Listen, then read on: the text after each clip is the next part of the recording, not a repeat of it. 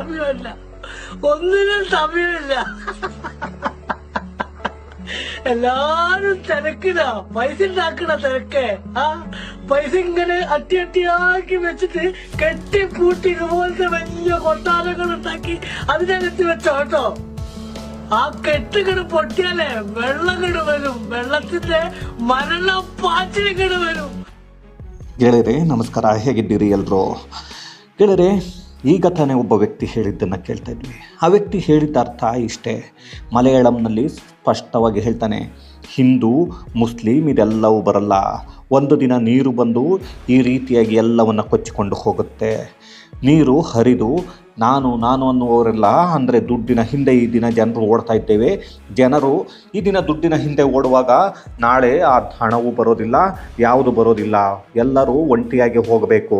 ಈ ರೀತಿಯಾದಂಥ ಪರಿಸ್ಥಿತಿ ಒಂದು ದಿನ ಬರುತ್ತೆ ಅಂತ ಈ ವ್ಯಕ್ತಿ ಈ ಮಾತನ್ನು ಹೇಳಿದ ದಿನ ಎಲ್ಲರೂ ಅಂದುಕೊಂಡಿದ್ರು ಈತ ಒಬ್ಬ ಹುಚ್ಚ ಅಂತ ಹೇಳ್ಬಿಟ್ಟು. ಆತನ ಬಟ್ಟೆ, ಆತನ ಏನು ಆತ ಇದ್ದಂಥ ರೀತಿಯನ್ನು ನೋಡಿ ಈತನನ್ನು ಹುಚ್ಚ ಅಂದುಕೊಂಡ್ರು.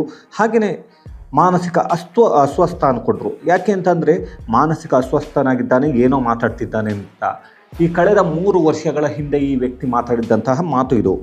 ಆದರೆ ಅದು ಈಗ ಈ ಒಂದು ಕೇರಳದಲ್ಲಿ ನಡೀತಿರ್ತಕ್ಕಂಥದ್ದನ್ನು ನೋಡ್ತಾ ಇದ್ದರೆ ಅಕ್ಷರಶಃ ಸತ್ಯ ಅನಿಸುತ್ತೆ. ಪ್ರತಿಯೊಬ್ಬರು ಕೂಡ ಈ ಒಂದು ಹಣದ ಹಿಂದೆ ಓಡ್ತಾ ಕೊನೆಗೆ ನಾವು ಏನು ಮಾಡ್ತಿದ್ದೇವೆ ಅಂತ ಗೊತ್ತಾಗದೆ ಇಲ್ಲಿ ಹಿಂದೂ ಮುಸ್ಲಿಂ ಕ್ರಿಶ್ಚಿಯನ್ ಅನ್ನೋದು ಯಾವುದೂ ಇಲ್ಲ. ಈಗ ಬದುಕಿದರೆ ಸಾಕು, ಯಾರು ಯಾವ ಧರ್ಮದವರು, ಯಾರು ಯಾವ ಜಾತಿಯವರು ಗೊತ್ತಿಲ್ಲ. ಎಲ್ಲರೂ ಬದುಕಿದ್ದಾಗ ಜಾತಿ ಧರ್ಮ ಎಂದವರು ಇವತ್ತು ಬದುಕಿದ್ದರೆ ಸಾಕು ಅನ್ನುವ ರೀತಿಯಲ್ಲಿ ಆಗಿದೆ. ಇದೆಲ್ಲವನ್ನು ನೋಡ್ತಾ ನಮಗೆ ಅನಿಸೋದು ಒಂದೇ, ಈಗ ನೋಡ್ತಾ ಇದ್ದರೆ ಸ್ಮಶಾನ ಮೌನ. ಆದರೆ ಅದೆಲ್ಲದಕ್ಕಿಂತ ಮೊದಲು ನಾವು ನಮ್ಮ ಏನು ಇಂಡಿಯನ್ ಆರ್ಮಿ ಇದೆ, ಇಂಡಿಯನ್ ಆರ್ಮಿಗೆ ಮೊದಲು ಸೆಲ್ಯೂಟನ್ನು ಪ್ರತಿಯೊಬ್ಬರೂ ಹೊಡೆಯಲೇಬೇಕು. ಯಾಕೆಂದರೆ ಇಲ್ಲಿ ನಾವು ನೋಡಿದ್ವಿ, ಈ ಒಂದು ಜಾಗ ಏನಿತ್ತು ಚೂರಲ್ಮಲ ಏನಿದೆ, ಇದರಿಂದ ಮುಂಡಕ್ಕೈಗೆ ಹೋಗುವಂಥ ಜಾಗ. ಮುಂಡಕ್ಕೈಗೆ ಸುಮಾರು 6 ಕಿಲೋಮೀಟರ್ ಚೂರಲ್ಮಲೆಯಿಂದ. ಈ ಒಂದು ಚೂರಲ್ಮಲ ಏನಿದೆ ಇದು ಒಂದು ಗುಡ್ಡಗಾಡು ಪ್ರದೇಶದಲ್ಲಿ, ಅಂದರೆ ಕೆಳಭಾಗದಲ್ಲಿ ಇರ್ತಕ್ಕಂಥದ್ದು. ಮುಂಡಕ್ಕೈ ಸುಮಾರು 4 ಕಿಲೋಮೀಟರ್ರಿಂದ 6 ಕಿಲೋಮೀಟರಷ್ಟು ಎತ್ತರದ ಜಾಗದಲ್ಲಿ ಇರ್ತಕ್ಕಂತಹ ಒಂದು ಊರು. ಹಾಗಾಗಿ ಅಲ್ಲಿಂದ ಏನು ನಮಗೆ ಈ ಚೂರಲ್ಮಲೆಯಿಂದ ಆ ನದಿ ಏನು ಇತ್ತು, ಅಲ್ಲಿ ಬ್ರಿಡ್ಜ್ ಎಲ್ಲ ಒಡೆದುಕೊಂಡು ಹೋಗಿತ್ತು, ಸೇತುವೆಗಳು. ಅದನ್ನು ಏನು ಆರ್ಮಿಯವರು ಬಂದು ಒಂದು ದಿನ ಕೆಲಸವನ್ನು ಮಾಡಿದ್ರು. ಅಂದರೆ ಅವರು ಟೆಂಪ್ರವರಿಗೆ ಒಂದು ಬ್ರಿಡ್ಜನ್ನು ರೆಡಿ ಮಾಡಿಕೊಂಡು, ಮತ್ತೆ ಮಳೆ ಬರುತ್ತೆ ಈವ್ನಿಂಗು ಸಂಜೆ. ಅದಾದ ನಂತರ ಮತ್ತೆ ಈ ಒಂದು ಅವರು ಕಟ್ಟಿದಂಥ ಬ್ರಿಡ್ಜು ಕೂಡ ಕುಸಿದು ಬೀಳುತ್ತೆ, ಈ ಚಿಕ್ಕ ಬ್ರಿಡ್ಜು. ಅದಾದ ನಂತರ ರಾತ್ರಿ 20 ಗಂಟೆಗಳಲ್ಲಿ 190 ಮೀಟರ್ನ ಒಂದು ಬ್ರಿಡ್ಜನ್ನು, ಸೇತುವೆಯನ್ನು ರೆಡಿ ಮಾಡ್ತಾರೆ. ಇದು ನಮ್ಮ ಭಾರತೀಯ ಸೇನೆಯ ಒಂದು ದೊಡ್ಡ ಯಶಸ್ಸು. ಹಾಗೆಯೇ ಸೇನೆಯನ್ನು ನಾವು ಯಾವತ್ತು ಎಲ್ಲರನ್ನ ನಾವು ಹೀರೋಗಳು ಅಂತೀವಿ. ಇಲ್ಲಿ ಯಾವುದೋ ಒಬ್ಬ ಫಿಲಮ್ ಆಕ್ಟರ್ನ ಹೀರೋ ಅಂತೀವಿ. ಆದರೆ ನಿಜವಾದ ಹೀರೋಗಳು ಯಾರು ಗೊತ್ತೇನ್ರಿ? ಆರ್ಮಿ, ಅಂದರೆ ಮಿಲಿಟರಿ. ಈ ಮಿಲಿಟರಿ ಪಡೆ ಏನಿದೆ, ಈ ಮಿಲಿಟರಿ ಪಡೆ ತಮ್ಮ ಪ್ರಾಣವನ್ನೇ ಒತ್ತೆ ಇಟ್ಟು ಈಗ ಒಂದು ಶವಗಳನ್ನು ಹೊರ ತೆಗಿತೀವಿ ಅಂತ ಹೊರಟಿದ್ರು. ಈ ಪಿಣರಾಯಿ ವಿಜಯನ್ ಇದ್ದಾರಲ್ಲ, ಈ ಕೇರಳದ ಮುಖ್ಯಮಂತ್ರಿ, ಇವರು ಒಂಥರ ಹಾಗೇನೆ ಅವಾಗವಾಗ ಏನೇನೋ ಮಾತಾಡ್ತಿರ್ತಾರೆ. ಅದೇ ರೀತಿ ಈಗಲೂ ಕೂಡ ಹೇಳ್ತಾ ಇರ್ತಾರೆ, ನಾವು ಬಾಡಿಯನ್ನು ತೆಗಿತೀವಿ ಅಂದ್ಬಿಟ್ಟಿದ್ರು, ಆದರೆ ನಾವು ಶವಗಳನ್ನು ತೆಗಿತೀವಿ ಅಂತ ಹೇಳಿದರು. ಆದರೆ ಇಲ್ಲಿ ಒಂದು ಪವಾಡ ಕೂಡ ನಡೆದಿದೆ. ಆ ಪವಾಡ ಏನು ಅನ್ನೋದನ್ನು ಹೇಳ್ತೀನಿ. ಆದರೆ ಮೊದಲಿಗೆ ಕೆಲವೊಂದು ವಿಷಯಗಳನ್ನು, ದುಃಖದ ವಿಷಯಗಳನ್ನು ನೋಡ್ತಾ ಹೋಗೋಣ. ಗೆಳೆಯರೆ, ನಮ್ಮ ಕರ್ನಾಟಕದ ಮೈಸೂರಿನವರೇ ಆದಂತಹ ಒಂದೇ ಕುಟುಂಬದ 8 ಜನರು ಈಗಾಗಲೇ ಶವ ಸಿಕ್ಕೇ ಆಗಿದೆ.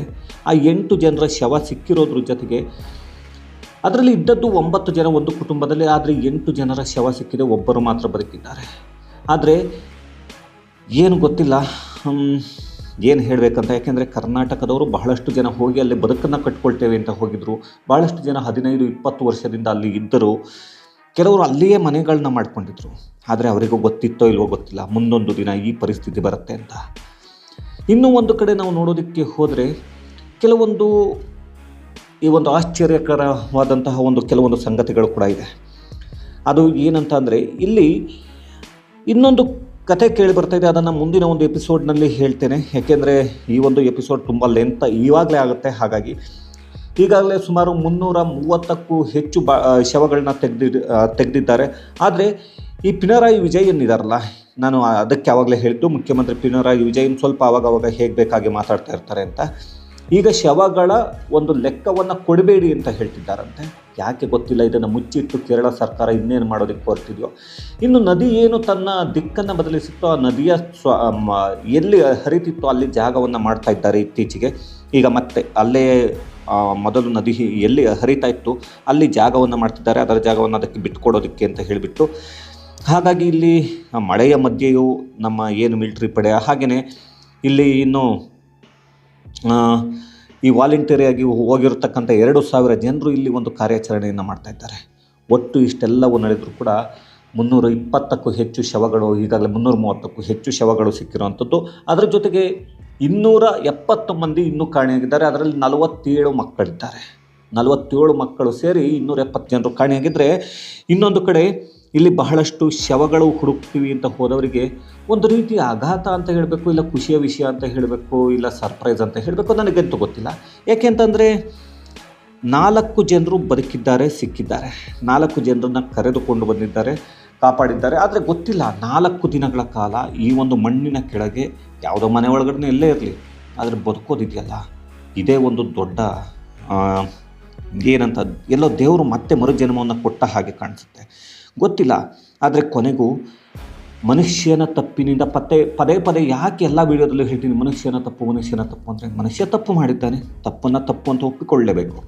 ಹಾಗಾಗಿ ಈ ರೀತಿಯಾದಂತಹ ಒಂದು ಪ್ರಕೃತಿ ವಿಕೋಪ, ಪ್ರಕೃತಿ ಮುನಿಸಿಕೊಂಡ್ರೆ ಏನಾಗುತ್ತೆ ಅಂದರೆ, ನಮ್ಮ ಮನೆಯಲ್ಲಿ ಈಗ ಅಮ್ಮ ತುಂಬ ಚೆನ್ನಾಗಿ ನೋಡ್ಕೊಳ್ತಾ ಇರ್ತಾರೆ.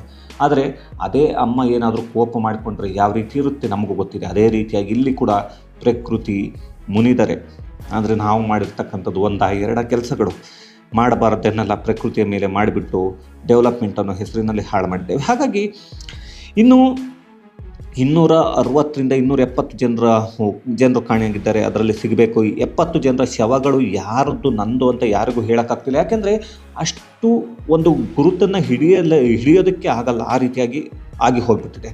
ಅದನ್ನು ಯಾರೂ ಕೂಡ ಏನು ಮಾಡೋದಕ್ಕಾಗಲ್ಲ. ಇನ್ನು ಮುಂದೆ ನಾವು ನೋಡಬೇಕಂದ್ರೆ ಆ ಒಂದು ಬ್ರಿಡ್ಜನ್ನು ಏನು 190 ಮೀಟರ್ ಒಂದು ಸೇತುವೆಯನ್ನು ಕಟ್ಟಿದ್ರು, ಅದರ ಮೇಲೆ ಎಲ್ಲ ರೀತಿಯಾದ ಟ್ರಕ್, ವೆಹಿಕಲ್ ಎಲ್ಲವೂ ಹೋಗಬಹುದು. ಆ ರೀತಿಯಾದಂಥ ಒಂದು ಕೇವಲ 20 ಗಂಟೆಯಲ್ಲಿ 190 ಮೀಟರ್ನ ಮಿಲಿಟ್ರಿಯವರು ಕಟ್ಟಿದ್ರು. ಅದರ ಜೊತೆಗೆ ಶ್ವಾನ ಪಡೆಯನ್ನು ಕೂಡ ಕರೆದುಕೊಂಡು ಬಂದಿದ್ದಾರೆ. ಈಗ ಶ್ವಾನಗಳನ್ನು ಹಿಡಿದುಕೊಂಡು ಆ ಶ್ವಾನಗಳ ಮುಖಾಂತರ ಬಾಡಿಗಳನ್ನ ಹುಡುಕುವಂಥ ಕೆಲಸವನ್ನು ಮಾಡ್ತಾ ಇದ್ದಾರೆ. ಗೊತ್ತಿಲ್ಲ, ಈಗ ಪಿಣರಾಯಿ ವಿಜಯನ್ ಅವರು ಹೇಳಿರೋ ಹಾಗೆ ಎಲ್ಲವನ್ನು ಕೊನೆಗೆ ಯಾರು ಬರಲಿಲ್ಲ ಅಂದರೆ ಅಂತ್ಯ ಸಂಸ್ಕಾರವನ್ನು ಮಾಡ್ತೀವಿ ಅಂತ ಹೇಳಿದ್ದಾರೆ. ಅದು ಯಾವ ರೀತಿಯಾಗಿ ಮಾಡ್ತಾರೆ ಅಂದರೆ ಗೊತ್ತಿದೆ ಎಲ್ರಿಗೂ. ಒಟ್ಟಿಗೆ ಎಲ್ಲರನ್ನ ಒಂದು ಒಂದೇ ಕಡೆ ಮಾಡ್ತಾರೆ ಅನಿಸುತ್ತೆ.